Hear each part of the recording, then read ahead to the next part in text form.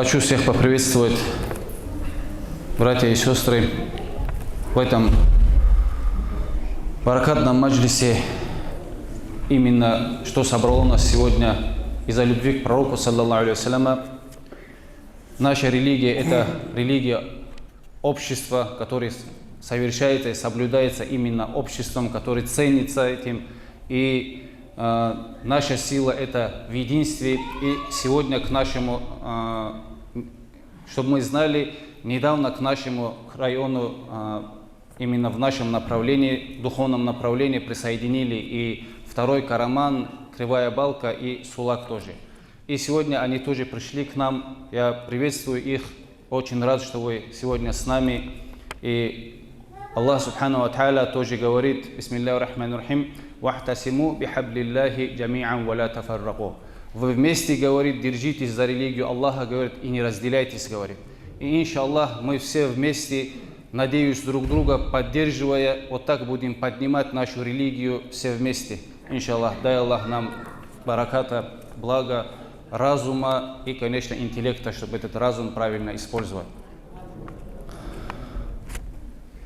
Сейчас, как и положено, мы начнем наш маджлис с чтения благородного Корана, иншаллах. Шейх Ахмад. أعوذ بالله من الشيطان الرجيم بسم الله الرحمن الرحيم يا أيها الذين آمنوا اتقوا الله ولتنظر نفس ما قدمت لغد واتقوا الله إن الله خبير بما تعملون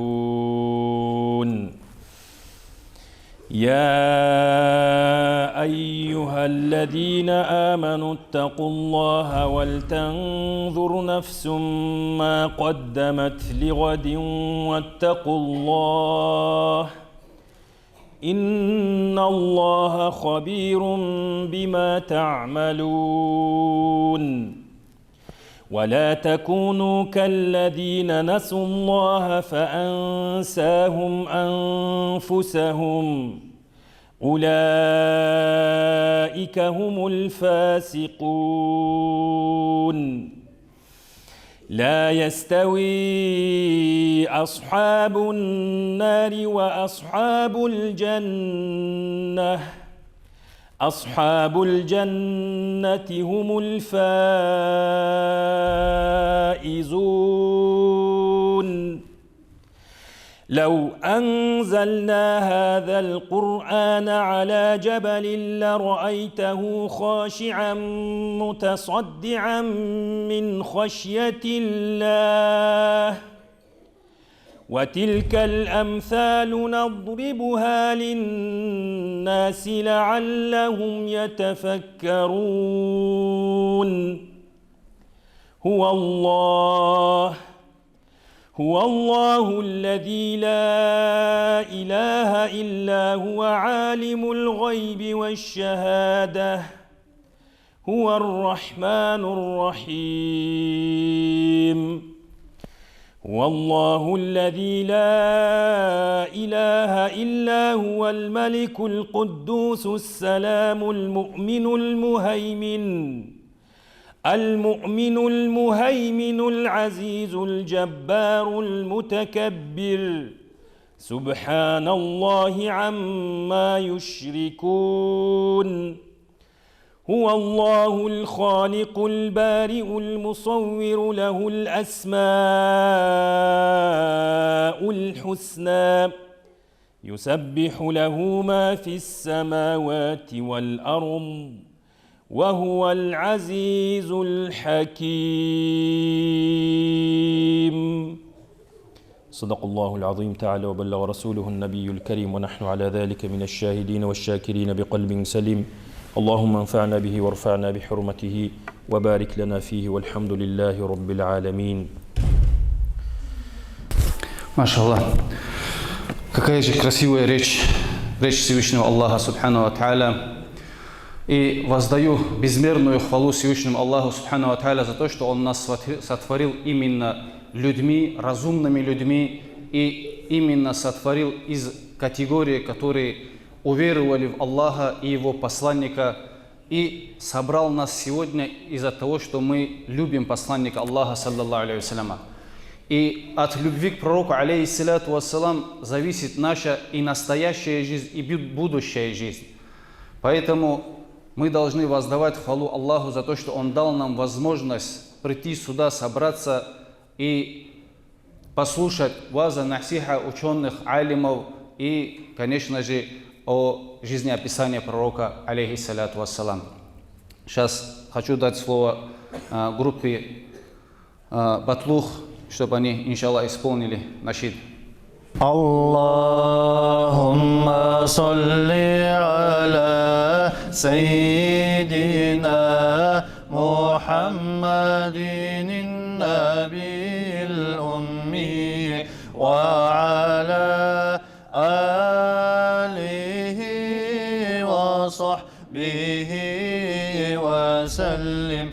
Allahumma salli ala Sayyidina Muhammadin Nabil Ummi wa ala alihi wa sahbihi wa sallim. Allahumma salli ala Sayyidina Muhammadin Nabil Ummi wa ala alihi wa sahbihi wa sallim. Пророк, алейхиссаляту вассалам, сказал в своем благородном хадисе: тот, кто будет совершать 5 намазов в день, имеется в виду усердно стараться правильно его совершать, и будет читать салават на пророка, алейхиссаляту вассалам, то, что мы должны постоянствовать, он обязательно получит, говорит, моего шафаата. А мы все знаем то, что мы нуждаемся в шафаате пророка, алейхиссаляту вассалам, так как Всевышний Аллах Субхану ва Тааля именно этой честью наделит нашего пророка, алейхиссаляту вассалам, судный день, самый тяжелый день для нас.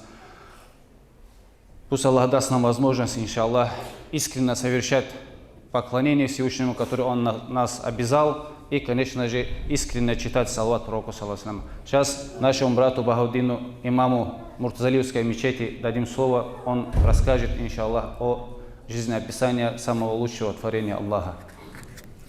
الحمد لله حمدا يوافي نعمه ويكافئ مزيده والصلاة والسلام على رسوله محمد أشرف المرسلين وعلى آله وأصحابه أجمعين أما بعد. Уважаемые жители Навалака, Навалакского района, имамы, ученые, всех приветствую лучшим приветствием. И это приветствие Аллаха: ассаляму алейкум ва рахматуллахи та'аля ва баракату. Аллах Субханаху ва Тааля в Коране говорит: аузу биллахи минаш шайтанир раджим, ва ма халактул джинна валь инса илля лиябудун. Самое первое, что мусульманин должен знать, это то, что он родился, что он создан Всевышним Аллахом для поклонений. И он говорит: я не создал, говорит, джиннов и людей, кроме как для поклонения. Наша цель с вами, уважаемые братья, это поклонение. После двух шахадатов обязанностью человека, мусульманина, уверовавшего человека, является 5-кратный намаз, совершение намаза, закат, уплачивание заката. И также манистата алейхи сабиля, есть хадж, если он имеет возможность на то. Далее, уважаемые братья, после совершения обязательных моментов, обязательных столбов, мы должны любить Аллаха и посланника, саллаллаху алейхи вассалям. Один сподвижник подходит, бедуин, подходит к пророку, алейхиссалату вассалям, и говорит: матаса, когда будет судный час, когда будет судный день? На самом деле этот вопрос, который был задан, 1440 лет назад актуален и сегодняшний день, правильно же? Все мы задаемся этим вопросом и думаем, когда же судный час? И пророк, саллаллаху алейхи вассалям, отвечая тогда, этот ответ актуален и на сегодняшний день. И он спрашивает этого сподвижника, этого бедуина, что ты уготовил к судному дню? Те братья, сестры, которые задаются этим вопросом, когда судный день? Задайте себе вопросом, что я подготовил к судному часу? Готов ли я встретиться со Всевышним Аллахом? А что же ответил этот сподвижник? Сподвижник сказал, я приготовил, говорит, любовь к пророку, саллаллаху алейхи вассалям, и любовь к Аллаху. Любовь к Аллаху, когда мы понимаем, любовь к Аллаху – это боязнь перед Всевышним Аллахом. Это когда человек совершает какое-нибудь харамное. Это человек, если боится Аллаха, если любит Аллаха, он никогда не поступит вопреки тому, что Аллах запретил. Правильно же? Он никогда не будет пить, он никогда не будет делать любой харам, когда он любит Аллаха, и он как? Аллах же видит. Также он скажет, Аллах же видит, я же люблю Аллаха. Другое, если он любит посланника Аллаха, саллаллаху алейхи вассалям, он будет следовать пророку сунне. Иншаллах, сегодня мы поговорим о той любви, которую испытывали сподвижники к пророку, саллаллаху алейхи вассалям. Один из таких сподвижников – это Раби'ат ибн Кааб. Этот сподвижник настолько любил ухаживать за пророком, алейхиссалату вассалам, что он стоял возле двери пророка, алейхиссалату вассалам, и ждал его повеления, ждал, что же он мне даст какое-нибудь указание. И в одну ночь, когда пророк, алейхиссалату вассалам, встает, он видит, что он служит, Раби'ат, что он стоит возле его дома, он понимает, что он из-за любви к нему стоит. И пророк, алейхиссалату вассалам, говорит, сальни, попроси меня, что я могу сделать для тебя? Что я могу сделать для тебя, о Раби'ат? И обратите внимание на его вопрос, вот что бы мы пожелали? Вот человек, которого любит Аллах, которого дуа Аллах не принимает мгновенно. Обратите внимание, что попросил Раби'ат. Он говорит, я хочу ас'алука аль-мурафакатука фил джанна. Я на том свете тоже хочу быть с тобой. Настолько он любил пророка, алейхиссалату вассалам. Я хочу быть с тобой на том свете тоже. И пророк, алейхиссалату вассалам, ему говорит, ты мне помоги, говорит. То есть пророк, алейхиссалату вассалам, сделает ему дуа, чтобы Аллах сделал его другом. Но ты, говорит, делай много сужда. Ты, говорит, поклоняйся больше. Помоги мне, говорит пророк, алейхиссалату вассалам. Иншаллах, мы будем вместе. Другой же сподвижник, Билал асхаб, радийаллаху ан, муаззин пророка, саллаллаху алейхи вассалям.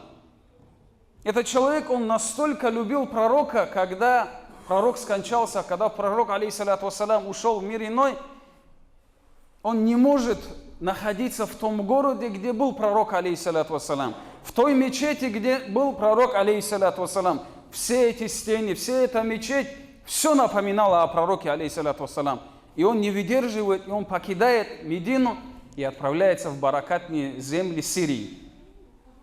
И в одну прекрасную ночь Билал асхаб просыпается в холодном поту, и ему снится пророк, алейхиссалату вассалам. Уважаемые братья, когда пророк приходит к нам во сне, то есть это не шайтанский, это истинное сон бывает. То есть это хорошо имеется в виду, когда мы видим во сне пророка, алейхиссалату вассалам.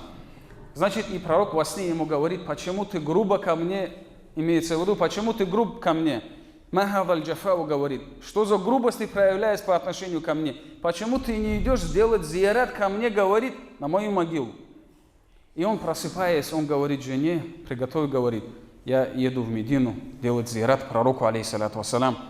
Когда он приехал в Медину, уважаемые братья, его встречает, видит Умар асхаб, радийаллаху анху.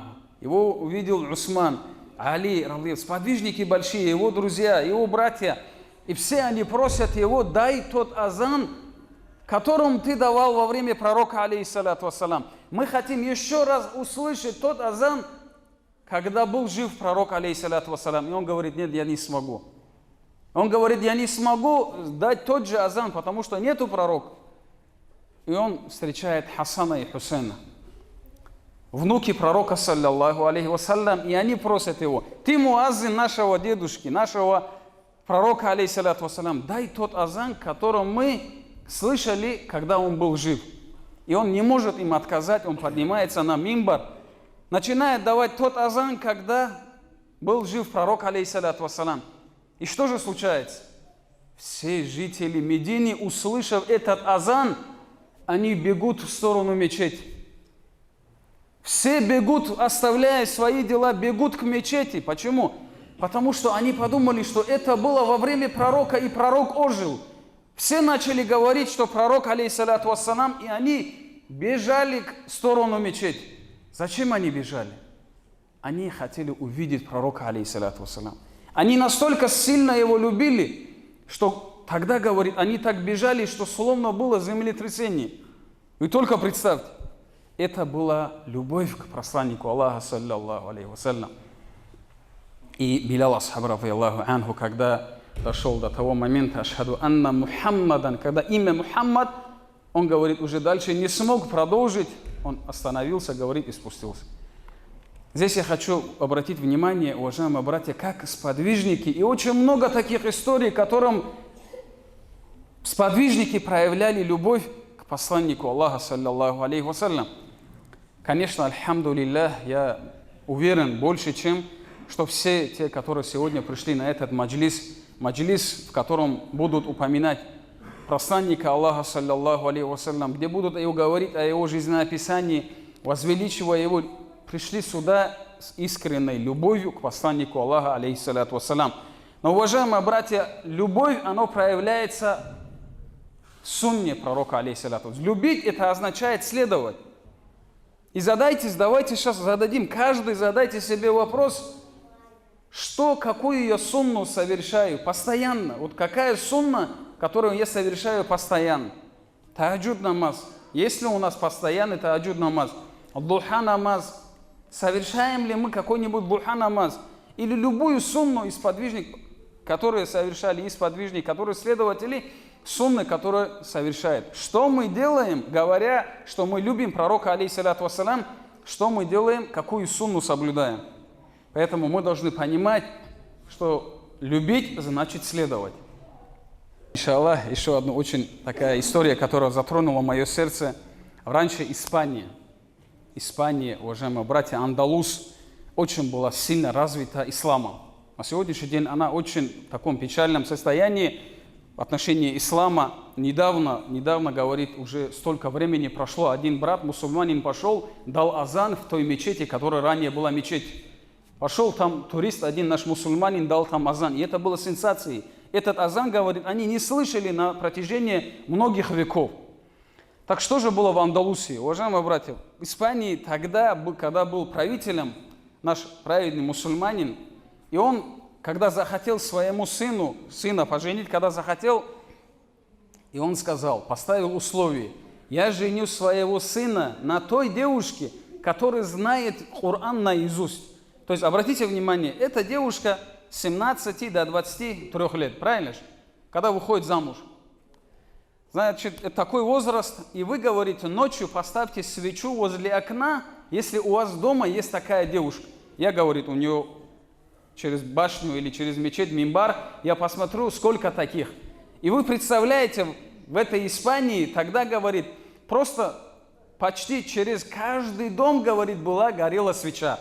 Это о чем говорит?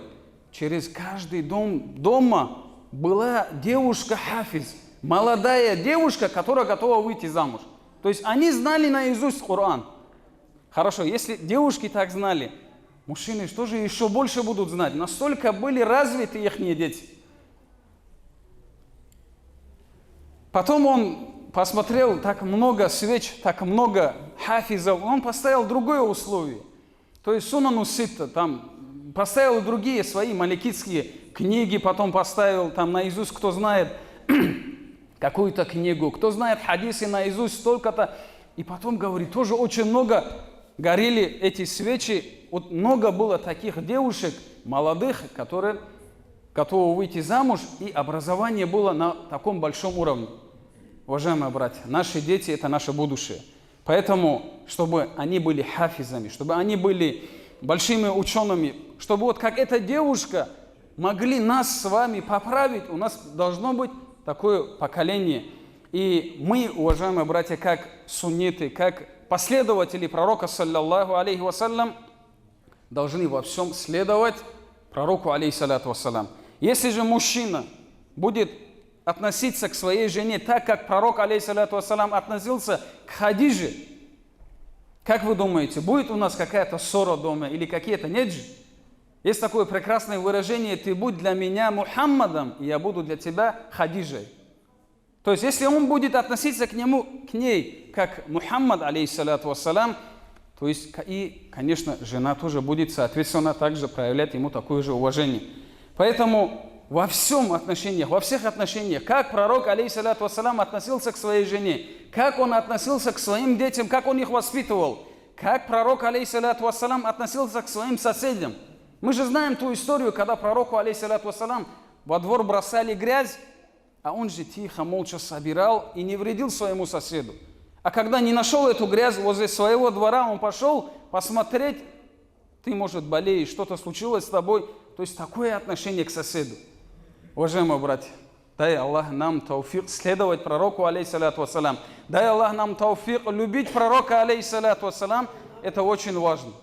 Очень важно, уважаемые братья, чтобы мы его любили. Очень важно, чтобы мы следовали его и делали то, как он нас обучал. Вот такой баракатный маджлис, и он, пусть Аллах сделает очищением тысячи и тысячи плохих маджлисов. Всевышний Аллах Субхану Ва Тааля говорит: «И не погубит Аллах Субхану Ва Тааля тот народ, в котором ты есть», говорит пророку, саллаллаху алейхи вассалям. Поэтому мы можем сказать, сегодня же нету его с нами, но это говорится о его сунне. Как наш брат говорил, если мы любим, значит мы следуем за ним. Поэтому пока мы будем следовать сунне пророка, саллаллаху алейхи вассалям, он будет среди нас. А пока он среди нас, нас не погубит Аллах Субхану Ва Тааля. Пусть Аллах нас убережет от того, что мы когда-нибудь, может быть, придем к тому, что перестанем следовать сунне пророка, саллаллаху алейхи вассалям. Сподвижники пророка, алейхиссалату вассалам, очень сильно любили пророка, алейхиссалату вассалам, и очень ценили, и настолько они любили его и знали, что его следование за его сунной является спасением не только для них и для всего человечества до судного дня. Они и его, имеется в виду семья пророка, саллаллаху алейхи вассаляма, и сподвижники, ради Аллаху анхума, они все вот следили и смотрели, записывали, передавали друг другу, что он сказал, что он сделал, как он себя повел, вот именно таким образом. И мы тоже должны изучать жизнь пророка, саллаллаху алейхи вассаляма, и обучать этому наших детей. И хотел бы сейчас небольшой конкурс сделать именно для наших мальчиков, для наших детей, и точно так же для девочек. Сперва сделаем для мальчиков 4 вопроса и ответы, и потом вторую сделаем 4 вопроса и ответы для девушек. И за каждый правильно отвеченный вопрос будет приз 1000 рублей. Поэтому давайте, наши братья, маломаленькие, наше будущее, опора нашей религии, готовьтесь. Точно так же, как мальчики, так и девочки. Сейчас вопрос к мальчикам.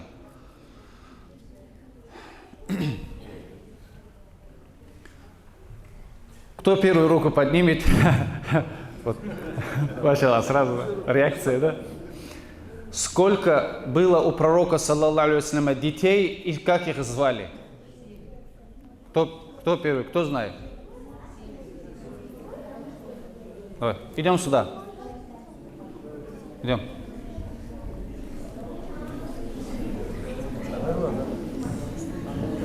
Иди сюда.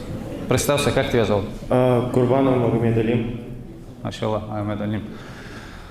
А ну, скажи, сколько детей было у пророка, саллаллаху алейхи вассалям? 7. Машаллах. Имена? 4 девочки и 3 мальчика. Девочек звали Уму Кусум, Рукият, Фатима, Зайнаб.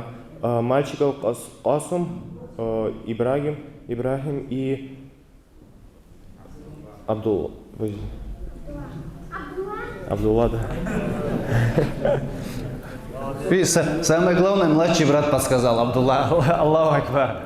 Машаллах, молодец. Ну, там 500 на 500 разделим. Разделись, да? Машаллах, это хорошо, если разделить. Так, вот твой приз. А я же второй раз могу выйти? Нет. А, ладно. Кто первый раз ответил, второй раз не отвечай, чтобы мы знали.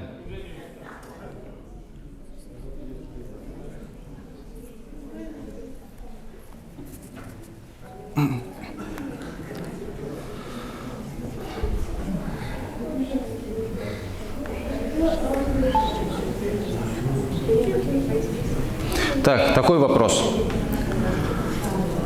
Как пророку, алейхиссалату вассалам, пришло пророчество, сколько лет он проповедовал в Мекке и сколько лет он проповедовал в Медине? Кто может сказать?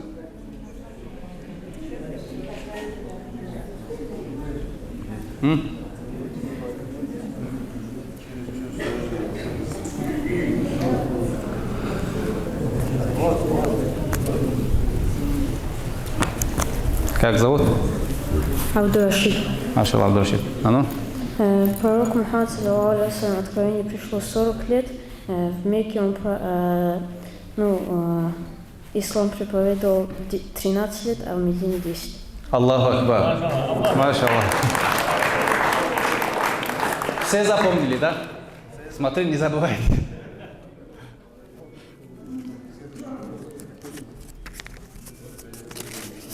Так, вот твой приз. Все. Отлично.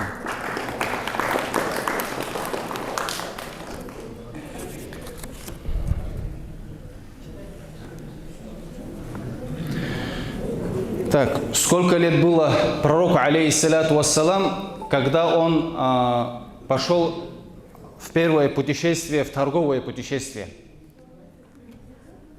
И с кем он пошел?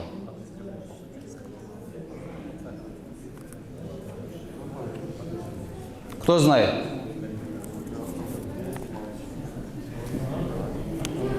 Так, оно. Как зовут? Афанди. Ага.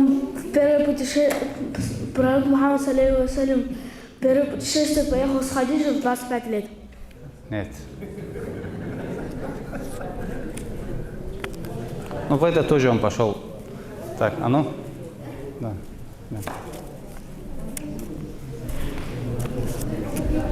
А ну, как зовут? Амир. Амир? Да. Давай, а ну. Он пошел в 8 лет с дядей Абдулла. Как?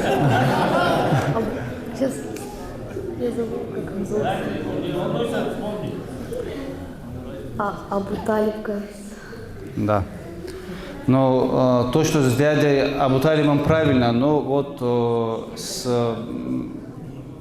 сколько лет было, вот есть небольшая ошибка. Есть кто знает?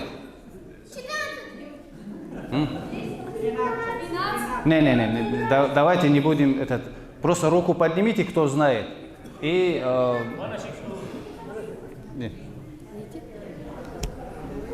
сколько? 12 лет. А? 12. 12 лет. Так, чтобы было правильно, 500 рублей дадим Амиру, иди сюда. И 500 рублей. Тебя как зовут? Мухаммад Амин. Вот, Мухаммад Амин и Амир. Все, что было по справедливости. Так.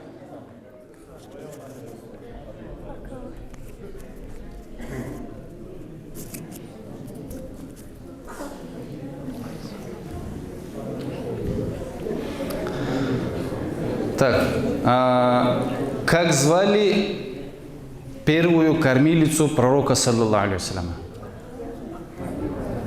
А ну, кто знает?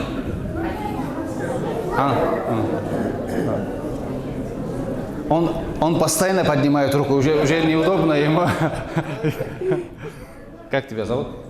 Кубанов Эрдоан Магомедов Рамазанович. Аллаху Акбар. Так, как звали?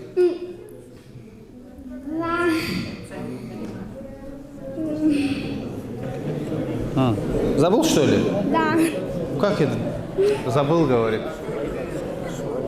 От волнения забыл, наверное. А ну, идем. Вот. А ну, как тебя зовут, Джигит? Ахмад. Громко скажи. Ахмад. Вот, Ахмад Сила. Как звали? Камиат. А? Хабиат. Хабиба? А, нет. Кто знает? А ну? Нет, нет. Первая кормилица пророка, саллаллаху алейхи вассаляма, кто была? Иди сюда. Сюда. Как зовут? Сувайба. Тебя как зовут? Рашид. Рашид. Ага. А ну громко. Сувайба. Да. Первой кормилицей пророка, саллаллаху алейхи вассаляма, была Суайба.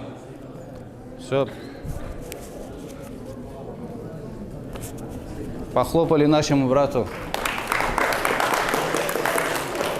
Все, 4 вопроса закончились для мальчиков. Сейчас для наших красавиц, девочек.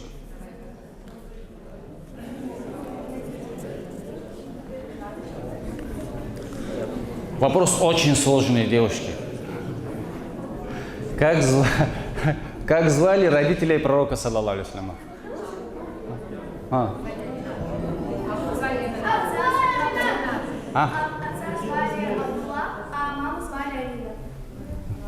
Все согласны? Так, теперь второй вопрос. Тот, кто ответил первый, не должен отвечать на второй вопрос.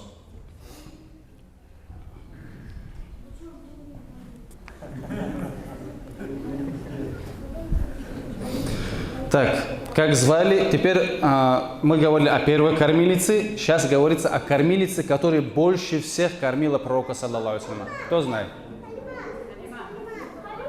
Нет, не надо. Нет. Вот. Вот она подняла руку. Халима? Да. Все согласны? Да. Все согласны. Я вас прошу, с места не перекрикивайте. Я смотрю, кто первую руку поднимает. Вы тоже смотрите, может, я в одну сторону только смотрю.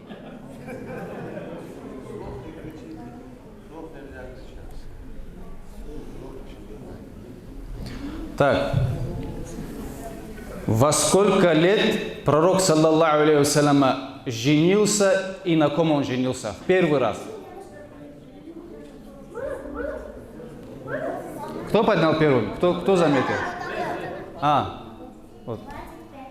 На ком женился? На Хадиджат.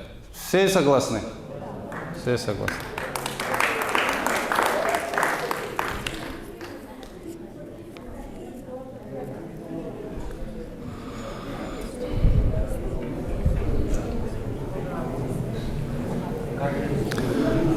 Во сколько лет пророку, саллаллаху алейхи вассаляма, пришло первое откровение и где? Нет, кто один раз? Так. Кто? Вот здесь я вижу девушку и там вижу. Кто первым? Вот она, да? В зеленом, да? А ну, в зеленом? Ага. В какой пещере? Аллах. Все согласны? 40 лет и в пещере Хира. Иншаллах. Изучайте, в этом есть благо и спасение, и милость Аллаха. Самым лучшим, можно сказать, подарком, то, что Аллах нам дал, это свою речь, чтобы мы знали, это калам Аллаха, священный Коран, и это чудо, которое дано пророку, саллаллаху алейхи вассаляма, чтобы мы знали, Коран – это прошлое, Коран – это настоящее, Коран – это будущее. Все разумные, понимающие ученые, алимы, они черпают именно из Корана и ведут, и нас ведут, и сами идут из прошлое в настоящее, из настоящее в будущее. И о достоинстве священного Корана мы дадим слово нашему брату, имаму Навакули, шейх Ахмаду. أعوذ بالله من الشيطان الرجيم بسم الله الرحمن الرحيم الحمد لله رب العالمين وأفضل الصلاة وأتم التسليم على سيدنا وحبيبنا محمد وعلى آله وأصحابه أجمعين. Дорогие мои братья, сестры, ассаляму алейкум ва рахматуллахи ва баракатуху. Мы с вами, дорогие братья, должны знать в первую очередь, что Коран – это, многие люди это представляют, как будто какая-то книга, и в нем, которые приведены какие-то тексты, или же вот таким образом как-то не полностью осмысливает, что это именно является речью того, кто создал нас с вами всех, создал небеса и земли, речь того, который является хозяином земли и небес, и который нас с вами оберегает, который нас с вами защищает, который нас с вами создал именно для того, чтобы мы поклонялись Ему. Речь того, который нас с вами, который нам с вами дал все вот эти блага, которыми мы пользуемся.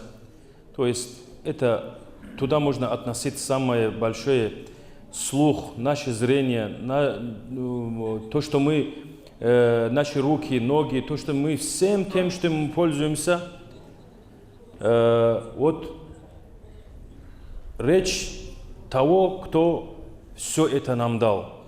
Поэтому многие мы не осознаем в полной мере, что это является.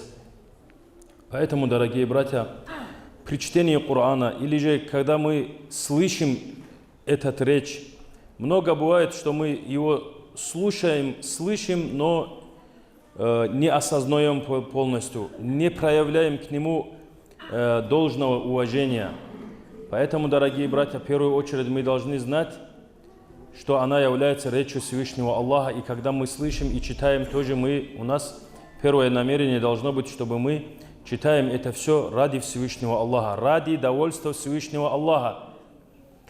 По-другому его читать или же воспринимать нам нельзя, дорогие братья. Почему? Потому что Всевышний Аллах скажет тому человеку, который этот Коран читал ради этого дуньяла. Почему мы это говорим? Потому что есть, дорогие братья, много людей, которые Коран читают ради этого дунья.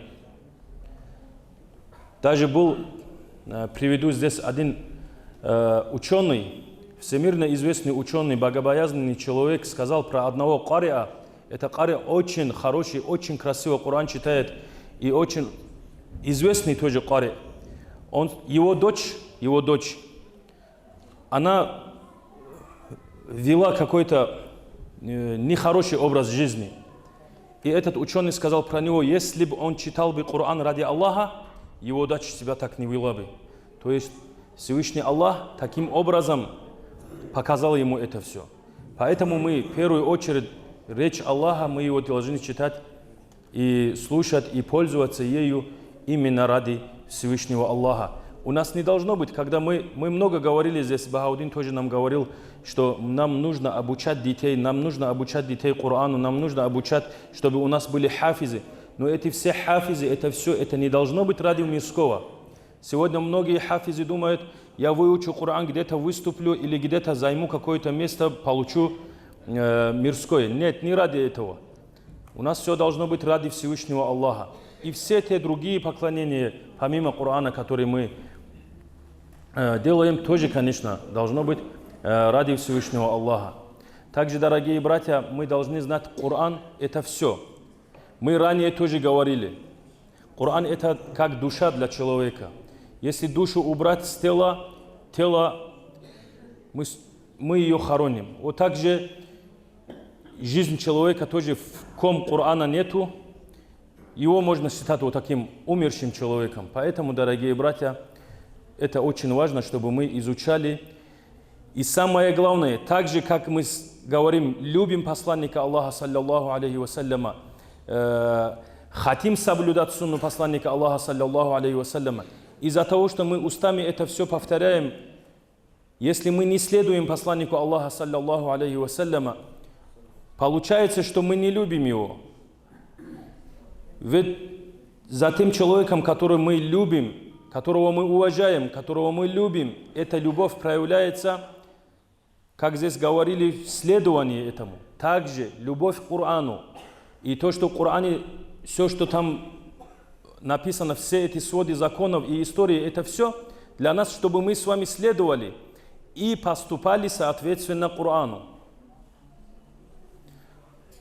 Много у нас есть люди, когда мы говорим им, в Коране так написано, в Коране Всевышний Аллах так нам повелел. Нет, наоборот, он поступает. Он говорит, нет, я с этим не согласен, и вот это очень опасно, дорогие братья. Также мы хотим здесь говорить, вот то, что наши дети, будущая молодежь, те люди, которые нас должны в скором времени поменять. То есть наша смена, наше будущее, они должны изучать Коран, дорогие братья. Сегодня те же блага, о которых мы говорили, которые Всевышний Аллах нас наделил, мечети, дома Аллаха. Сегодня нету у нас, дорогие братья, оправданий перед Всевышним Аллахом сказать, чтобы мы не обучали наших детей или же сами не обучались. Нету у нас. У нас много-много обширно вот мы можем изучать Коран. Сидя дома тоже может человек на крайняк. Хотя Коран изучается перед учителем. Из уст он должен это брать. Из уст учителя он должен брать. Но сегодня, если у кого-то нет возможности, если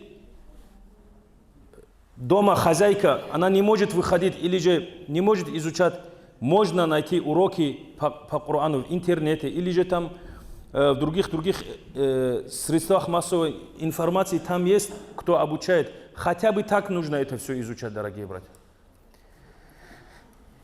И еще здесь, дорогие братья, самое главное, я хотел бы внимание обратить, то, что Всевышний Аллах в судный день с нас будет спрос, это мы всегда, все время говорим, что это является намаз, и за намаз будет у нас отчет, и за намаз, если намаз исправленным окажется, мы все время говорим, что другие дела тоже у людей будут у раба правильными. Поэтому, дорогие братья, в нашем намазе есть, у намаза есть составляющие, 13 составляющих, то есть 13 рукну. Если одна из них не исполнится или же неправильно мы исполним, то этот намаз у него не засчитывается. То есть он будет всю жизнь совершать намаз неправильно. Поэтому одним из словесных рукней этого намаза является суратуль Фатиха. То есть, когда мы Коран открываем, первую там находим Альхамду лилляхи Раббил Аламин, Ар-Рахманир Рахим, Малики Яумиддин и до конца то, что мы читаем. Вот эту суру, дорогие братья, многие из нас неправильно читают. Неправильно читают. Хотя имамы и все, кто этим занимается, все нам говорят, чтобы мы приходили в мечети и обучались правильному чтению суратуль Фатиха. Человек лет 20, 25, кто-то 10, кто-то 50 тоже может совершать намаз, но с неправильным чтением суратуль Фатиха. Хотя бы суратуль Фатиха мы должны, дорогие братья, правильно читать, научиться. Там небольшой он, 7 аятов. 7 аятов. И нам с вами, дорогие братья, когда мы говорим, любим посланника Аллаха, саллаллаху алейхи вассалям, когда мы говорим, что мы мусульмане, когда мы говорим, что слушаемся Аллаха, когда мы говорим, что мы хотим, чтобы у нас жизнь и потусторонняя жизнь, чтобы у нас было хорошо, когда мы говорим, что мы хотим это все, но даже будучи здесь, не выучив этих 7 аятов, за 50 лет предстать перед Всевышним Аллахом, это стыдно должно быть для нас. Стыдно должно быть человеку 7 аятов. Ну это вообще обсуждать даже нельзя нам. Поэтому, дорогие братья, отправляйте своих детей. Когда свои дети придут домой, дома у них вы можете обучаться. Дома у них вы можете обучаться. Чтобы мы знали, вот искренне, как Шейх Ахмад говорит, чтобы мы искренне ради Аллаха читали, не ради кого-то, чтобы кто-то увидел, сказал, вот молодец, Коран читает, да, а именно ради Аллаха, чтобы мы своих детей этому обучали. Чтобы мы сами тоже обучались, так как мы являемся тоже чьи-то детей наших родителей. Пускай даже взрослые бабушки, дедушки будут, они тоже являются детьми своих родителей. Чтобы наших родителей одели в судный день именно райским одеянием, мы должны изучать калам Аллаха. Мы должны читать и адаб делать к этому. Дай Аллах, чтобы мы были, и наши дети были из категории тех, кто учат и обучают другим тоже и делают адаб каламу Аллаха. Субхану ва тааля. Сейчас дадим слово нашим братьям.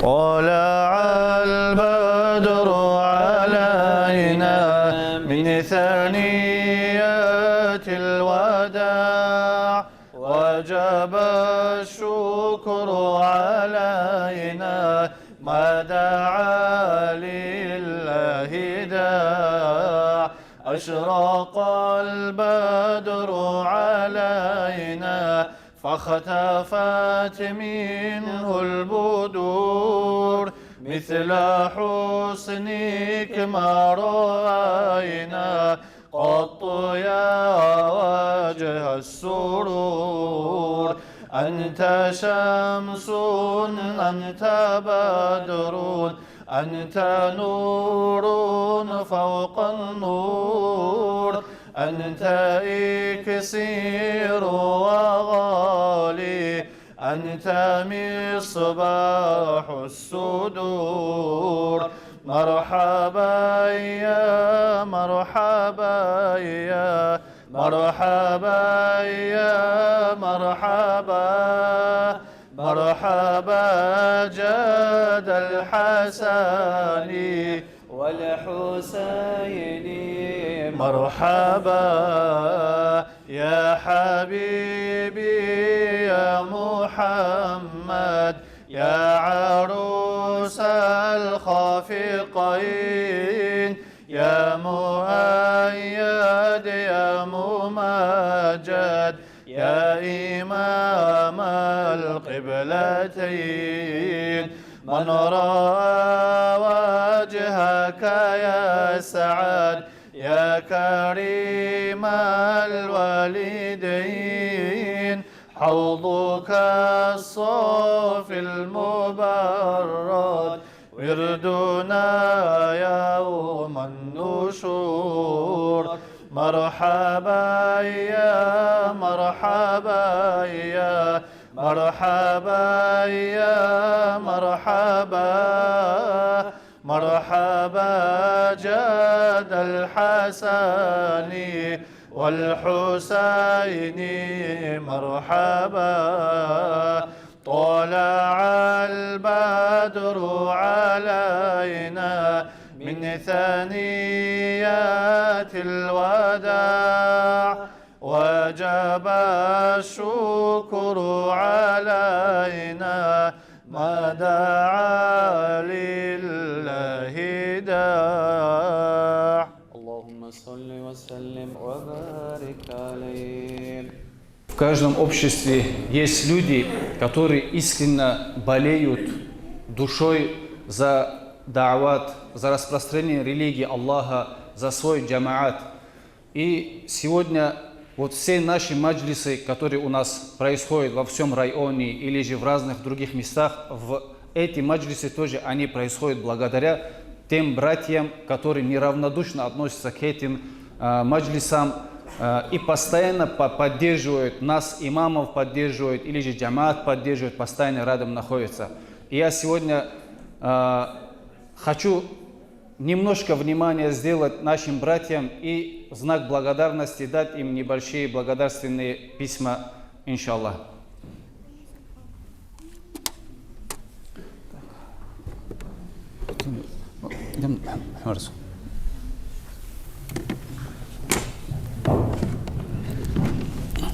Подожди рядом.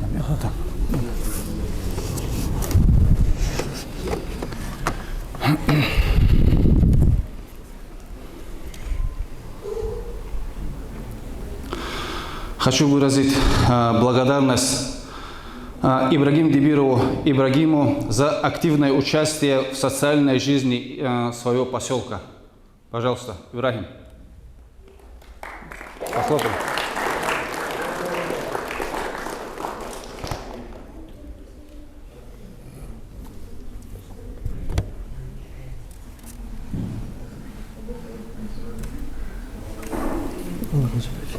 Пусть Аллах тебя оправдывает раем, брат.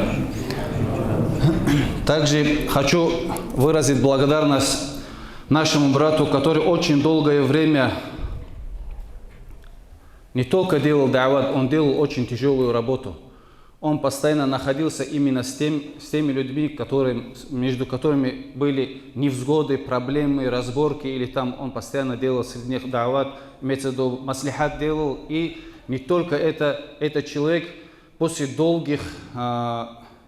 долгого времени, можно сказать, с коммунизма, да, вот, когда среди нашего населения очень было много уничтожено, много ученых алимов, и как начали соблюдать религию, это человек, который построил первую мечеть в районе тоже. Хочу выразить благодарность Мутаеву Абдурашиду за любовь к своему народу и активное участие в жизни района.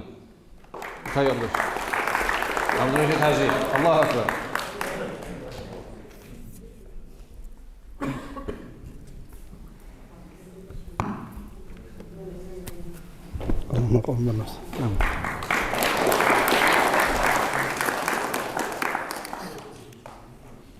Пусть Аллах будет доволен, брат.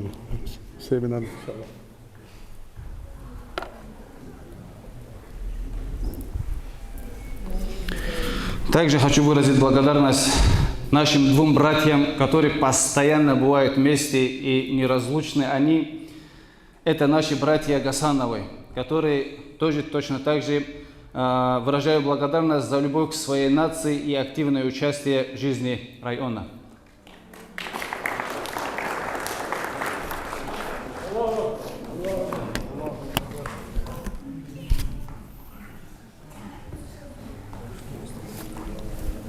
Пусть Аллах будет доволен, иншаллах.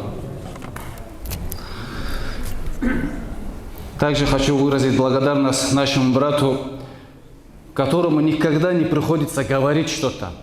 Он сам всегда знает и всегда поддерживает. И знаете, в обществе очень нужны бывают такие братья, которым не нужно бывает говорить. Бывает, которым часто нужно бывает напоминать, но этому брату никогда не приходится говорить. Этот брат уже знает, где бы что ни происходило, он всегда тихо, никто не знает, но он всегда рядом бывает. Хочу выразить благодарность нашему брату за любовь к своей нации и активное участие в жизни района. Это Шахмурдану Хайбуллах.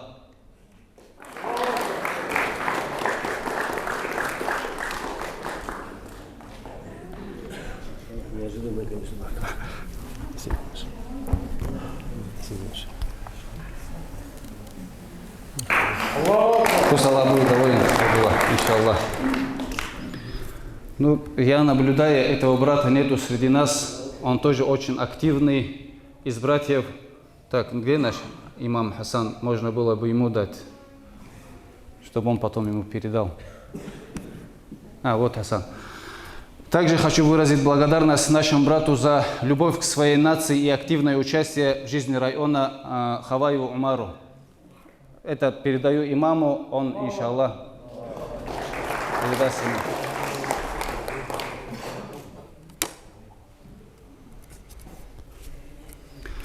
Также хочу выразить благодарность нашему брату, который постоянно бывает рядом, постоянно поддерживает. Во всех делах он бывает именно в том месте, где он нужен. Он, интересно, так, среди нас он. Это Акаеву Махачо.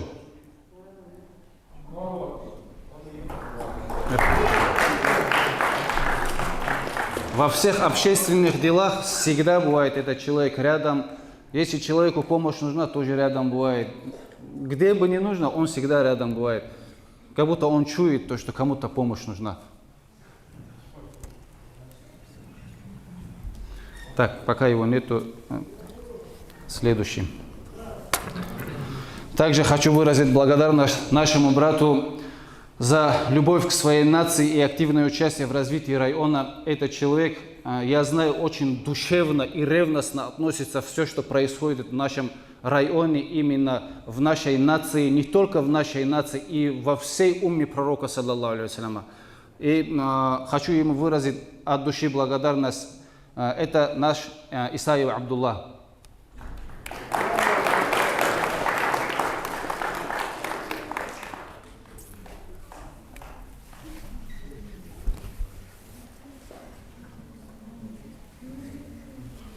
Пусть Аллах будет доволен.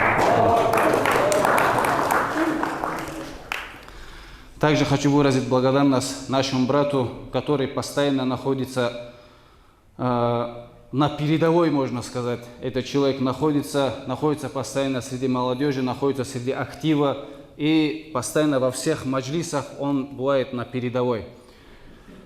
Хочу выразить благодарность за любовь к своей нации и активное участие в жизни района Шарипову Анвару.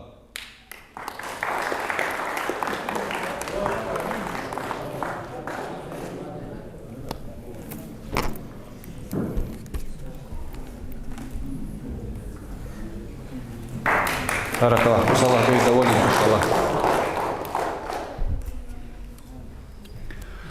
Также хочу выразить благодарность нашему старшему брату, можно сказать, который не только в последнее время, да, он часто, но сейчас вообще очень усердно, очень тщательно он занимается именно джамаатскими делами, которые джамаат очень нуждается в этом. Хочу выразить благодарность за любовь к своей нации и активное участие в жизни района шейху Алиеву Назиму. Его нету, но сын, кажется, здесь есть.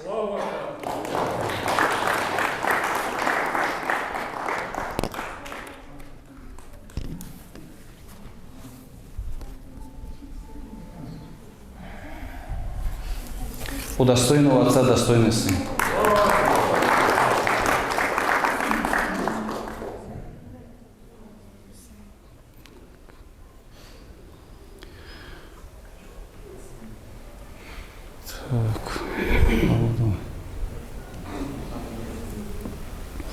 Также хочу выразить благодарность нашему брату за любовь к своей нации и активное участие в жизни района.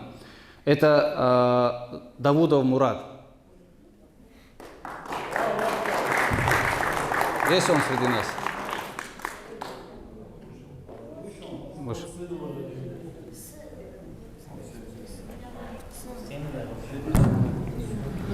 Это наш брат тоже очень ревностно относится именно все, что происходит в нашем народе, и всегда бывает рядом, очень сильно поддерживает и помогает.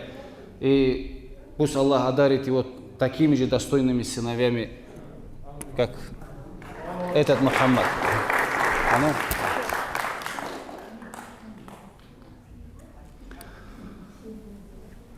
Сегодня всех не получилось поблагодарить братья, но мы, иншаллах, до каждого доберемся.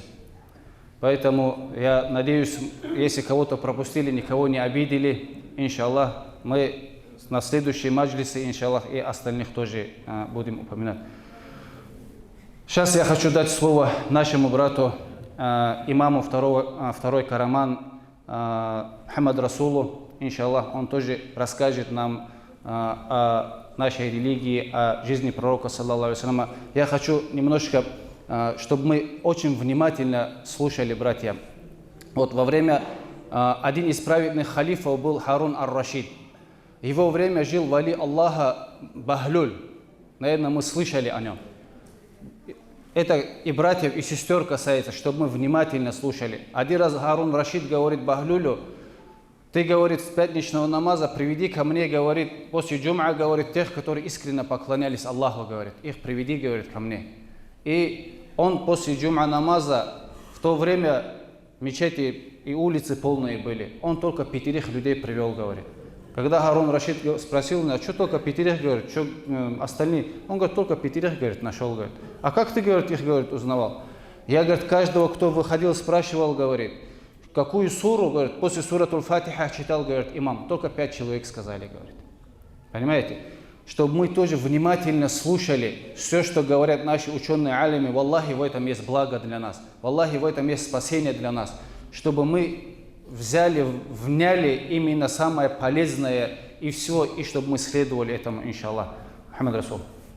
Ама ба'ду, ассаламу алейкум ва рахматуллахи та'аля ва баракату. Уважаемые братья, сестры, пророк, алейхиссалату вассалам, сказал, братья, следующие слова. Пророк сказал, больше всего завидуют мусульманам те, кто не любит мусульман, в 3 вещах они завидуют мусульманам. Это наше приветствие, ассаляму алейкум. Это наши ровные ряды.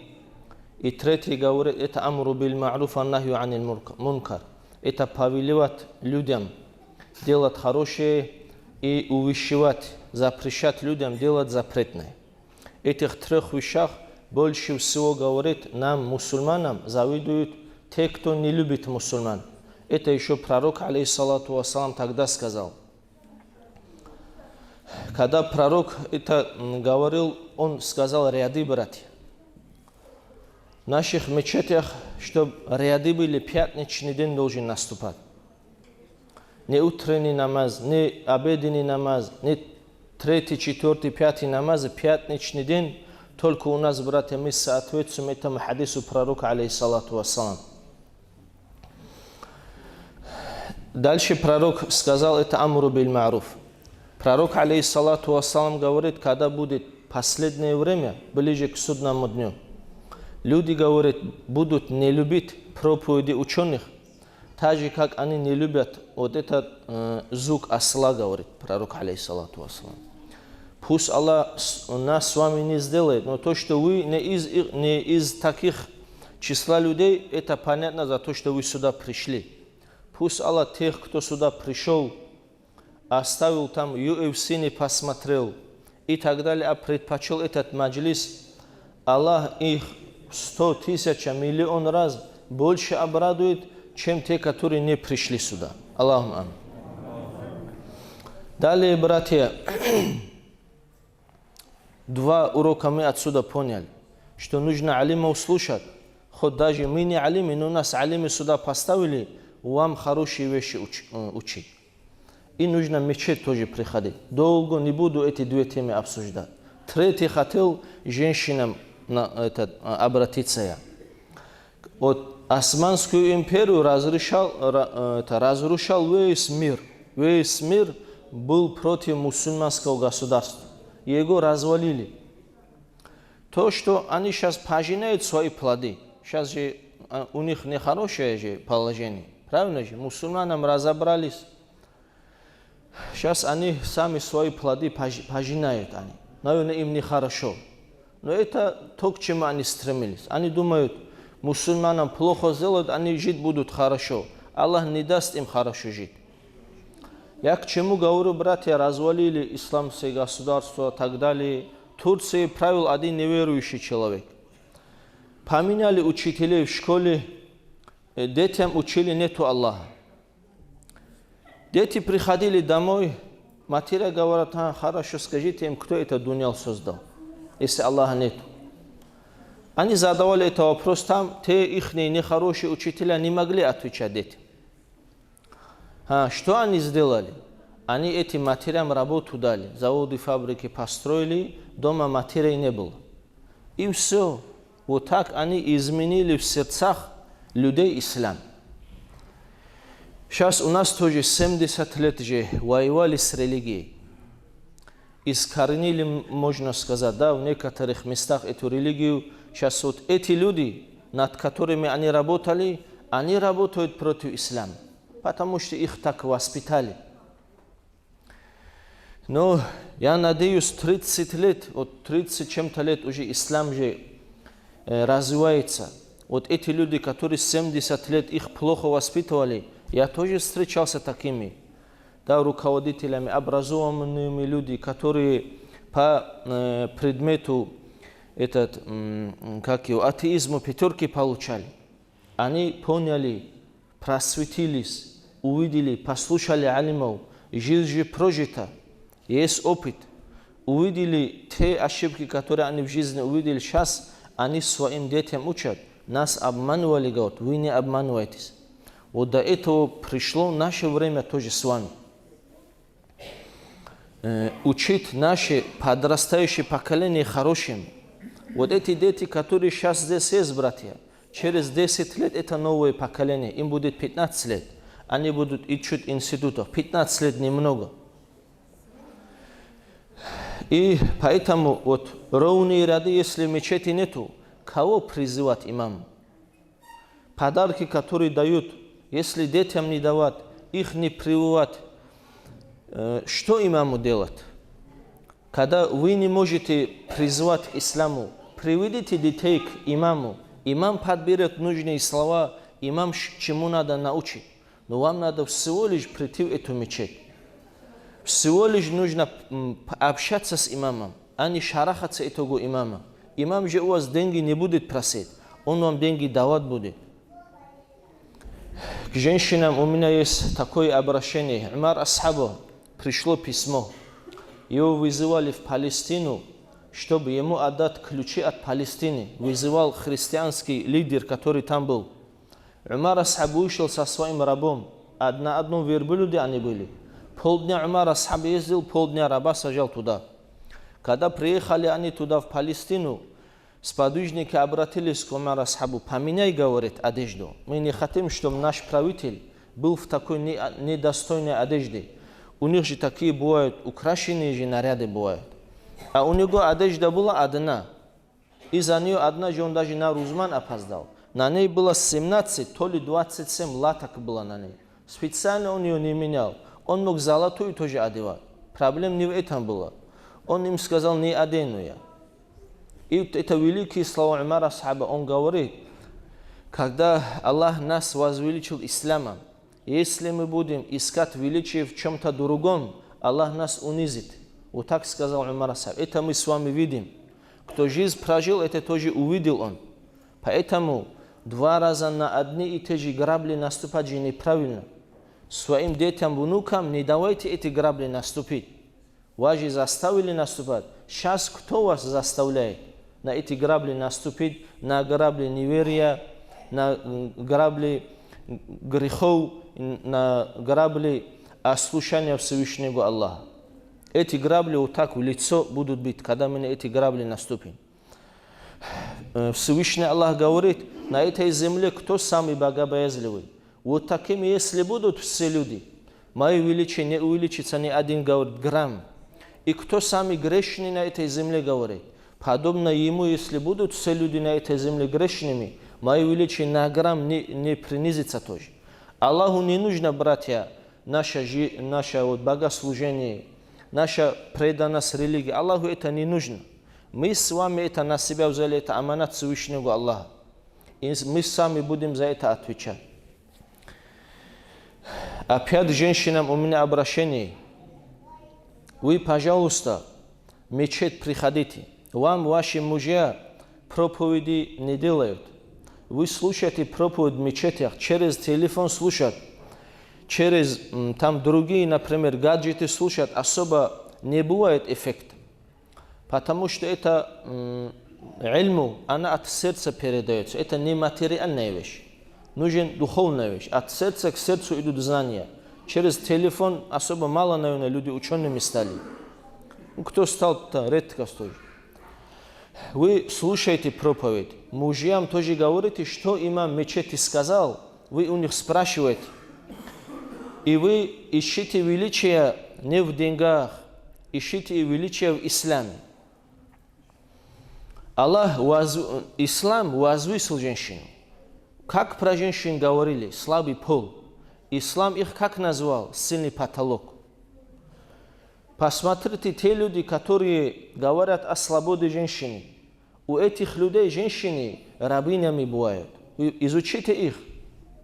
Один вот актер, он развелся. Я увидел этот ролик.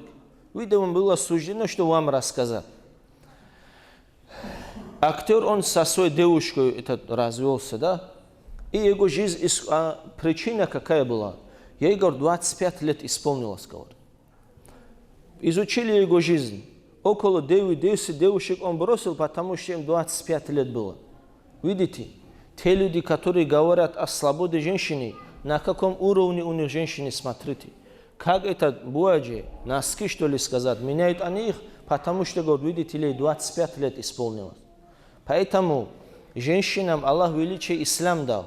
Если женщины будут искать величие не в исламе, Аллах у них это величие заберет. Наши праведные матеря, они когда муж на работу выходил, как говорили, пишет имам Шаарани. Он говорит, Они говорили мужьям: ты домой халал приноси. Чуть-чуть голод потерпеть мы сможем. Чуть-чуть. Почему они говорили? Потому что сильно голод Аллах испытать никому не даст. Аллах наше пропитание на себя взял. Они им говорили: ты домой халал принеси. Харамом питать нас и детей не надо. Вот так они говорили. Никогда не надо бояться, что ваши дети от голода, от холода умрут. Вы всегда детей отправляйте к имаму, чтобы они от имама слушали, вели праведный образ жизни и достойными людьми были. Те люди, которые так не делали, посмотрите на их детей, кем они стали, и кем они будут, и кем станут тоже. Вы особо такого хорошего не увидите. Поэтому, уважаемые женщины, хоть вас там, наверное, немного, вот сегодня Мансур эти давал благодарственные письма же давал. Надеюсь, в следующие года вот в каждом селе хоть одна женщина будет активистка. Очень помощь бывает от женщин. Очень большая помощь бывает. То, что мужу имам довести не может, через жену можно до этого человека доводить. Она лучше жены, кто знает мужа. Ни один человек на земле не знает. Поэтому вот у нас к вам, у имамов, большая просьба и ответственность. Вот смотрите результат плохого воспитания. Если матеря не будут воспитывать, кто будет воспитывать? Вот то, что недавно у нас было в городе. Показ мод, мужчины показывали женские вот эти, вы много, наверное, видели в интернете клип. Вот у нас такой период, братья, как его назвать тоже чуть-чуть, такой период. Люди наивные. Они вот привыкли к какой-то комфорт, я не знаю, в СССР, что ли, они привыкли. Думают, их покой кто-то оставит. Никто вас покой не оставит. За благополучие надо бороться. За благополучие надо работать. Аллах говорит, пророку Адаму обращаясь: я тебе детей тоже дам, друг друга их врагами тоже сделал. Это мы должны знать. Ни один день на земле война не остановилась и не будет остановиться. Война будет она мечами, война будет она культур, война или какая-нибудь другая война будет, но она идет, всегда будет. Здесь проиграет человек, который ведет себя пассивно, который думает, все можно расслабиться. Расслабиться нет, братья. Мы расслабиться когда будем? Когда наша душа кадык покинет, вот тогда надо расслабиться. До этого, если расслабиться, шайтан нас не оставит. Он Аллаху поклялся же. Он сказал: я не оставлю род Адама, из-за него я в ад попаду. Поэтому это большой джихад у нас. Пусть Аллах нам тауфик даст, женщинам, мужчинам, воспитать, во-первых, себя, а потом детей. Кто с себя не будет начинать, у него результат тоже мало будет. Вальхамдулиллахи раббил алямин.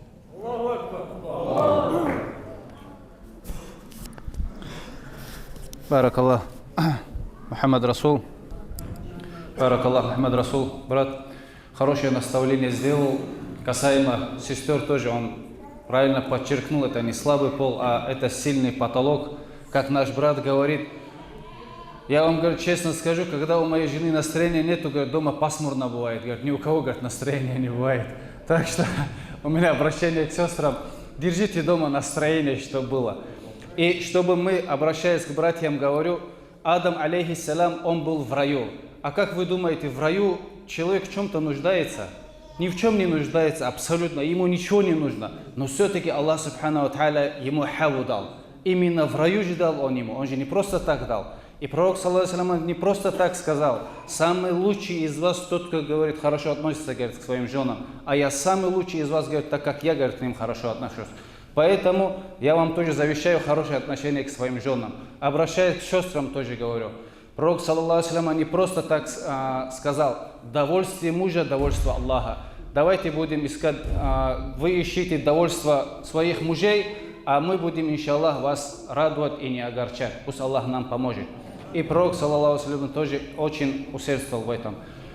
Пророк, алейхиссалату вассалам, был он самым лучшим из творения Аллаха, он был самым нежным, самым таким вот беспокоящимся за все творение Всевышнего Аллаха, так как он был ниспослан как милость ко всему творению Всевышнего Аллаха. И он родился в этой дуне, он родился и говорил: уммати, уммати, уммати. И уходя тоже из этого дуня, он говорил: о Аллах, прости мою умму, о Аллах, прости мою умму. Когда предсмертный час, когда ангел Азраиль пришел за его рухом, он, обращаясь к нему, говорит: ты будь нежен, говорит, к моей общине, говорит. Воистину, они, говорят, слабые, говорят, ты, говорит, мягко бери, говорит, у них рух. И чтобы мы знали, насколько пророк, саллаллаху алейхи ва саллям, он нас любил и беспокоился за нас. Вот самое лучшее, то, что было дано пророку, саллаллаху алейхи ва саллям, из му'джизатов, да, это Ми'радж, день Вознесения. И там, когда пророк, саллаллаху алейхи ва саллям, увиделся со Всевышним Аллахом, субхану ва тааля, Аллах спросил пророка, саллаллаху алейхи ва саллям: ты попроси, говорит, что-либо для себя.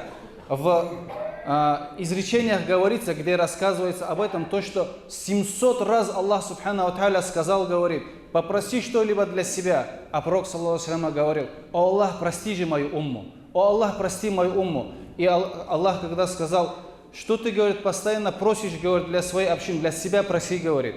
И он говорит: я лишь просящий раб, говорит, а ты хозяин дающий, так прости же, говорит, мою умму. И тогда Аллах субхану ва тааля сказал: я, говорит, часть твоей общины, говорит, прошу сейчас же, говорит, это из тех, кому было при жизни обещано рай, чтобы мы знали. А часть, говорит, из них оставлю, говорит, на судный день, говорит, ведь если я их сейчас прошу, говорит, моя милость и твоя честь, которая будет тебе оказана, говорит, она не будет явью, говорит, чтобы мы знали.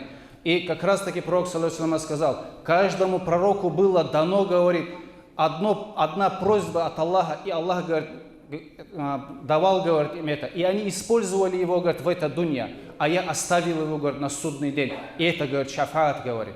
И как раз таки вот эта честь и есть шафаат, который будет оказан пророку, саллаллаху алейхи ва саллям, на судный день. И мы должны быть из тех, которые часто благословляют пророка, саллаллаху алейхи ва саллям, и благодарны Всевышнему Аллаху, чтобы он дал возможность нам, чтобы мы были из числа тех, которыми пророку, саллаллаху алейхи ва саллям, дадут возможность сделать за нас шафаат. Дай Аллах, чтобы мы были из категории тех, и наши потомки, и вся умма пророка, саллаллаху алейхи ва саллям, чтобы он не огорчился за нас судный день. И мы здесь собрались тоже из-за любви к пророку, саллаллаху алейхи ва саллям. Пусть Аллах увеличит в наших сердцах любовь, даст нам достойное потомство. На этом мы, иншаллах, завершим. После маджлиса, братья, сестры, есть угощение, никто не уходите. Мы вместе, как одна целая семья, вместе бисмиллах тоже сделаем. И дуа тоже сделаем. И на этом с благодарностью Аллаху разойдемся. Сейчас для завершения дадим слово нашим братьям. Аллахумма салли аля сайидина Мухаммадин набил умми ва аля алихи ва сахбихи ва саллим. Allahumma salli ala Sayyidina Muhammadin Nabil Ummi wa ala alihi wa sahbihi wa sallim. Allahumma salli ala Sayyidina Muhammadin Nabil Ummi wa ala alihi wa sahbihi wa sallim. La ilaha illallah, la ilaha illallah, la ilaha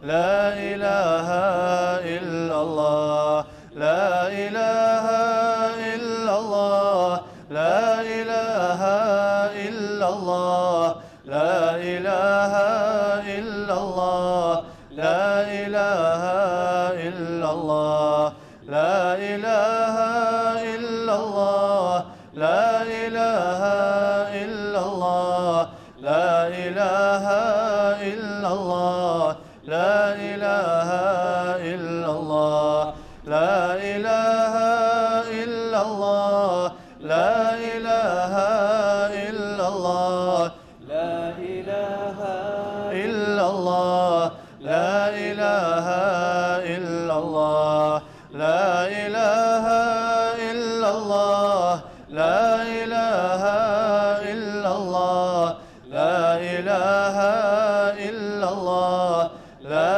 إله إلا الله لا إله إلا الله لا إله إلا الله لا إله إلا الله لا إله إلا الله. Сейчас я бы хотел попросить дуа сделать нашему брату Хасану. Хасан, имам мечети, нашей мечети. Хасан, этот человек достойный, наш брат, который очень большую нагрузку на себя взял и несет эту нагрузку. Пусть Аллах будет тобой доволен, брат. Амин. Амин. Аллах.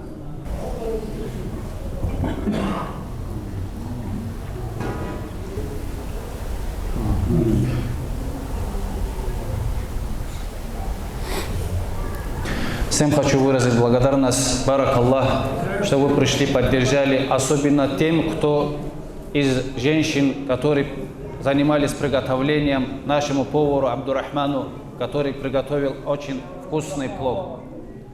Аллаху Акбар.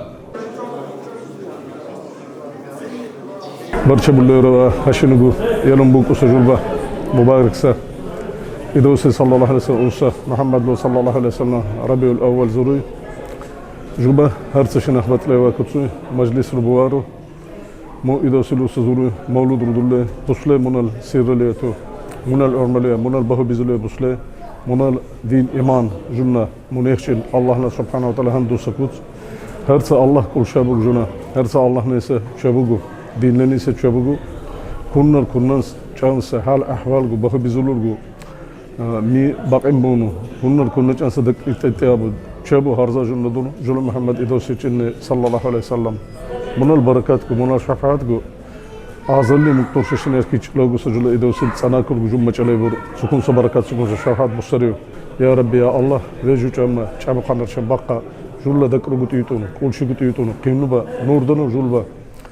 كل شيء عمل ذكر قدور صنو خرصة الله نتبيني سبحانه وتعالى محمد إذا صلى الله عليه وسلم شفاعة بركات كنو بلا بكنو جمع بركات بكنو جلب ملة ربو كنو بجعبس مجلس رو وقت سكون نجكو بطلانس جلب هرسا قتلبو لكر ملة ربو كنو آمين يا الله ما شاء الله الله نين شكر بانشي ورب وحقنو مجلس بوان توفيق دلوريو حق سخوني لوغوني مجلسكو جماعتكو بوتون بيب مدرسة جامعة قبوتوني الله نال ركونا توفيق دولنا وكون سجعوسب مجلس ربولان وكون مجلس ارتي هورتو خانان شكو وكومونه كويج دير خونو ونينو قدسو بالله الله نال راز شولقين وما صبرش الله وشين جير هرت شكونو مانانغو ومجلس هورتو خمينانغو كيلو دكرار دولله بيوكسا جلا سرورا خانيخغو جلا السرورا خوتينانخ وما صبرش الله وشين جير الله رازي خونو Усросана свободно Аллах нал,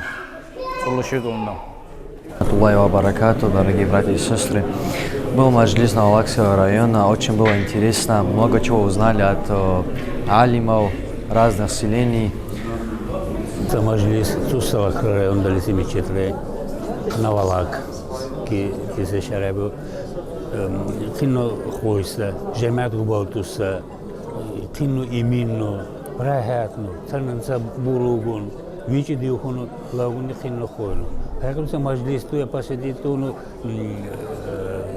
بازبول سنا كوكينو خيرسا بازبول جلا محمد إدوس صلى الله عليه وسلم وسا بازبول ربيول أول وشي مزران ممكن نبارش سامزبول مو زورو سوكسيج أبوسا كيس لاغولوري محمد إدوس سوكساچوينو دوادونو دوريو سوكساچوينو الله تعالى كيسلا ولوريو مكسا هرسا انساننگو قتلونگو خوشلينگو جماعت رنگو شراب انگو هر سنن برچت کنباس بیاسر تیمور بیگو بیاندیسر کنباس برچت لوا организовать доманан خینو скромныйся иминся инсан тура вичи дишеса вичи дишин кулса имам цусалах мизитрабо вона севчера боцуманал синандол ярапи аллах барчат пиандо харса катта кошлин харса инсан турен яла хохоса деварда хохоса махлукун дикко инсан туран тими тикрал кабулланды хич вакит дави кахунда Суза борты қиндан қашасы қахунда. Инсан тыл бұл içinde личиличесі баладашы апатерташы. Ми артыза хунда өтісі дуары дүнні қиннүч арысы, важуар дусы дуагу Аллаху Та'алану қамыл банды. Салам, пускай побольше таких маджлисов будет. Много нового узнали, много кого узнали тоже. Из алимов района Наулакского. Инну хойса маджлис хунни. Жуммаго, жулайлуна нистани кирангу идоси алейхи салату вассалам армалия. Алим турал, кинну хойса наставление, насият рубунни. Жулла диннали ислам рая. Жулбайлуна нистаник ислам ра хулли тарбия буанса кут бошунни. Чига жулбалак, уконса маджлис ирдан чавану хот пашабу. Уконса маджлис бустард и боусар жумал чабу холчагу букуну. عالم تورخ وجيشين هلتوش بودان وكونسا كانتين هرزان وجلبالك بطلان مجتروا بطلان سيكونوا بقصة كتسوي بطين بولان جلبالك كركون توفيق دولنا وطيورا ونيتين وكونسا مجلس ريتا يورتوش بودان